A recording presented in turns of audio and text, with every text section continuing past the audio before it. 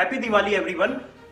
जैसा कि आप जानते हैं कि कोई भी ऑब्जेक्ट हमें तब दिखाई पड़ता है जब उस ऑब्जेक्ट के सरफेस पे लाइट टकराती है और बाउंस बैक करके हमारी आंखों के रेटिना पर उसकी इमेज फॉर्मेशन होती है। बट अगर ऐसा हो कि वो ऑब्जेक्ट उस लाइट को वहीं के वहीं ट्रैप कर ले और वापस ही ना आने दे, तो वो ऑब्जेक्ट बिल्कुल जेड ब्लैक कलर का दिखाई देगा। जैसे अंतरिक्ष में हमारे ब्लैक होल्स दिखाई देते हैं, बिल्कुल वैसे ही ऑब्जेक्ट दिखाई पड़ेगा। सेम ब्लैक होल्स की तरह ही पृथ्वी पर भी हमने डार्केस्ट मटेरियल बना लिया है Guinness book of world record में, जो कि शामिल किया गया है और उसका नाम है Vanta black, virtually aligned nanotube array.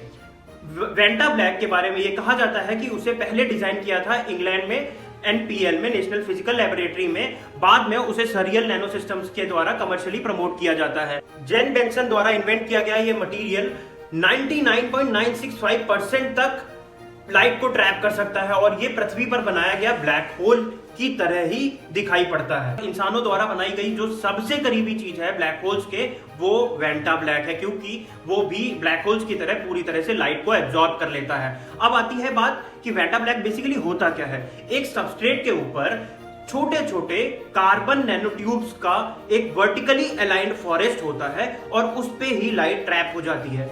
इस तरीके से वेंटा ब्लैक एक मटेरियल है जो बनाया गया है। अब जैसे आप वीडियो में देख सकते हो कि एक 3D फेस है, आंख नाक कान मुंह है, बट वो दिखाई नहीं पड़ रहा क्योंकि लाइट वहां से वापस टकरा के आ ही नहीं रही है।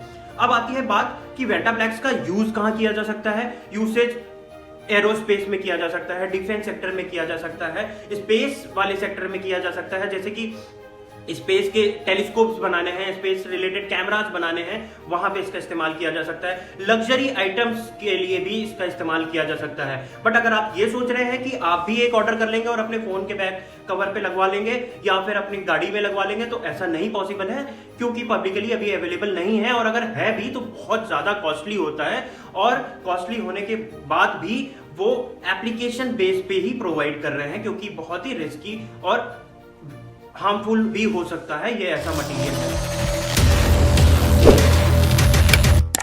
इस मटेरियल को यूज करने के लिए बहुत सारे लग्जरी ब्रांड्स आगे आए, लेकिन सरी इंटरनेशनल के जेन बेंसन ने स्पेसिफिक राइट्स दिए थे वेंटा ब्लैक को यूज करने के लिए सिर्फ और सिर्फ BMW को, और BMW ने वेंटा ब्लैक X6 नाम से एक कार निकाली थी जिसका नाम रखा था इन्होंने द बीस्ट।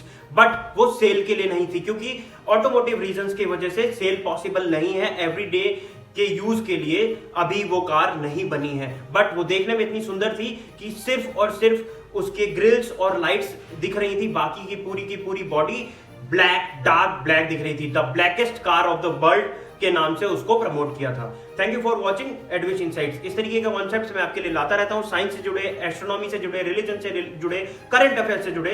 प्लीज चैनल को सब्सक्राइब करिए और इंस्टाग्राम पे फॉलो करिए। Thank you for watching Advish insights.